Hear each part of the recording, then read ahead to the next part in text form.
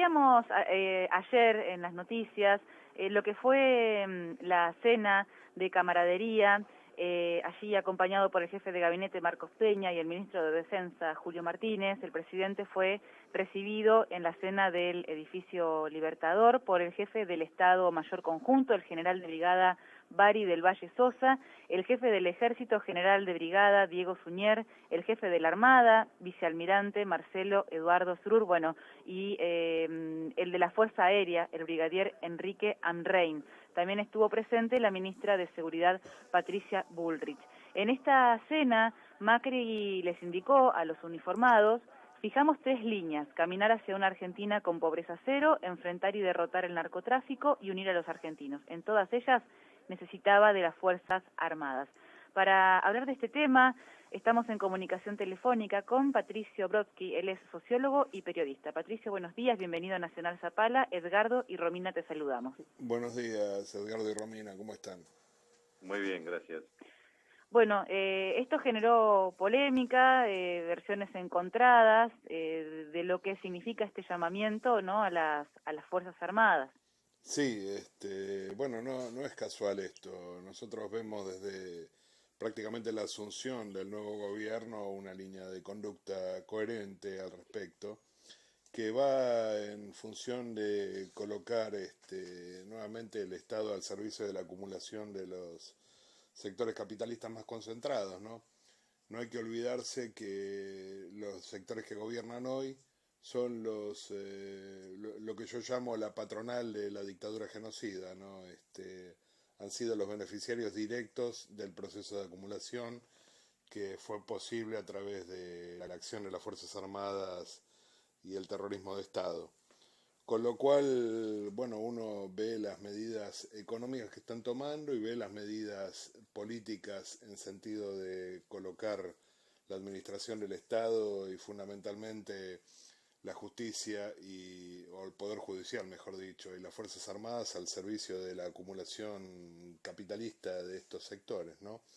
Yo tengo un punteo de una serie de medidas que demuestran que estos dichos de Macri no son aislados, ¿no?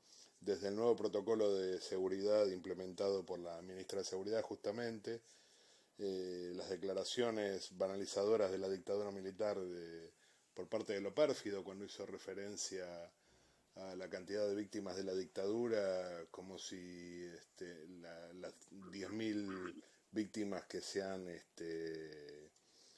registrado y los 30.000 fuese algo sustantivo, digamos, la diferencia, ¿no? Las declaraciones del intendente de Bahía Blanca reactualizando la doctrina de seguridad nacional y la hipótesis del enemigo interno, declaraciones del intendente de Mar del Plata también de Cambiemos, reivindicadoras del terrorismo de Estado, cuando dijo que durante la dictadura estábamos mejor. El decreto de Macri, que esto fue peligroso, el decreto de Macri hace un par de meses atrás, eliminando al decreto que había dictado el presidente Alfonsín, colocando a las Fuerzas Armadas bajo el control civil.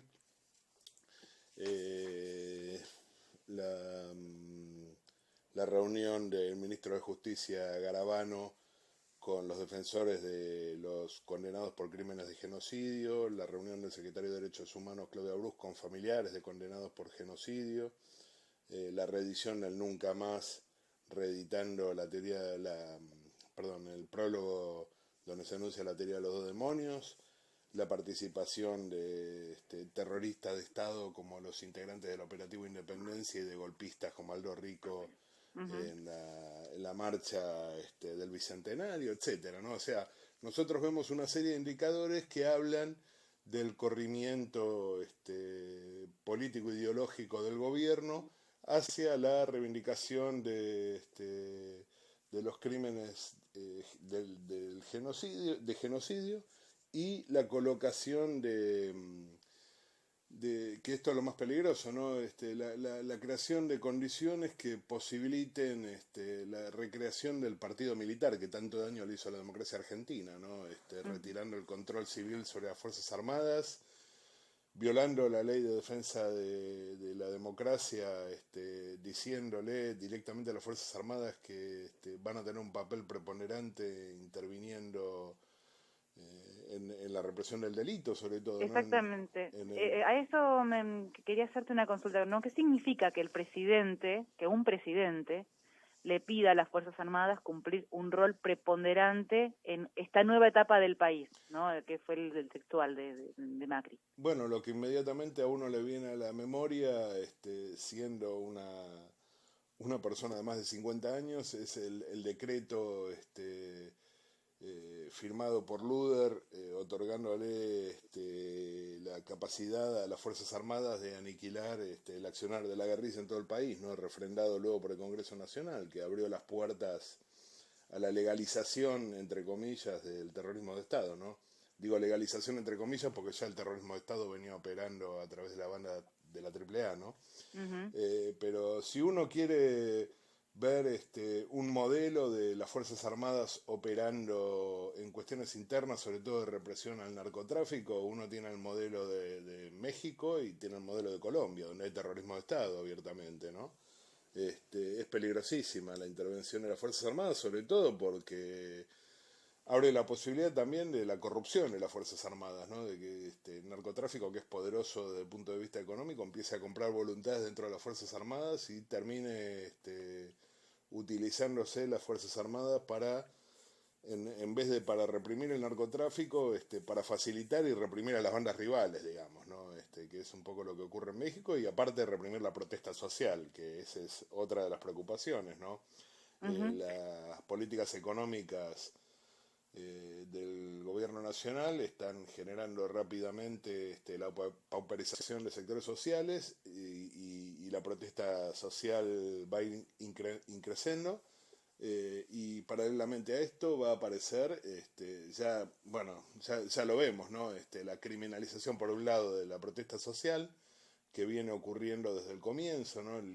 Los intentos de descalificar y de estigmatizar a los militantes, ¿no? Grasa militante, ñoquis, toda esta serie de discursos que vimos enunciados.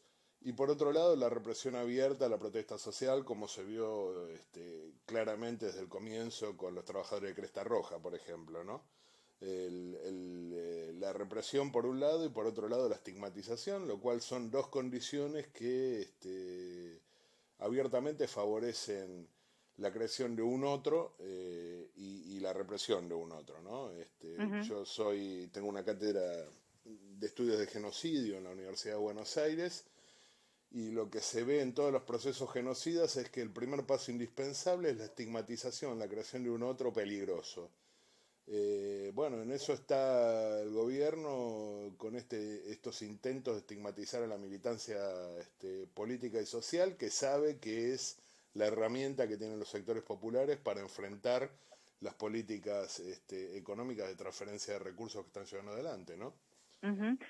Patricio, quizás pareciera que la relación entre Fuerzas Armadas y lucha contra el narcotráfico está más directa, si bien hay que modificar leyes en este sentido, porque no pueden destinarse a cuestiones de seguridad interior, ¿no? Hay una cuestión jurídica, legal, ¿no? Uh-huh. Pero en los otros dos ejes de campaña, porque volviendo, ¿no?, a lo que dice, de que tomen un rol preponderante en esta nueva etapa del país, en base a los tres ejes que se delinearon en campaña y que son los principales ejes de comunicacionales, podemos decir, del gobierno, ¿no? De la lucha contra el narcotráfico. Después está pobreza cero y unión de los argentinos. ¿Cómo ves las Fuerzas Armadas en estos otros dos objetivos, ¿no? La pobreza cero y la unión de los argentinos.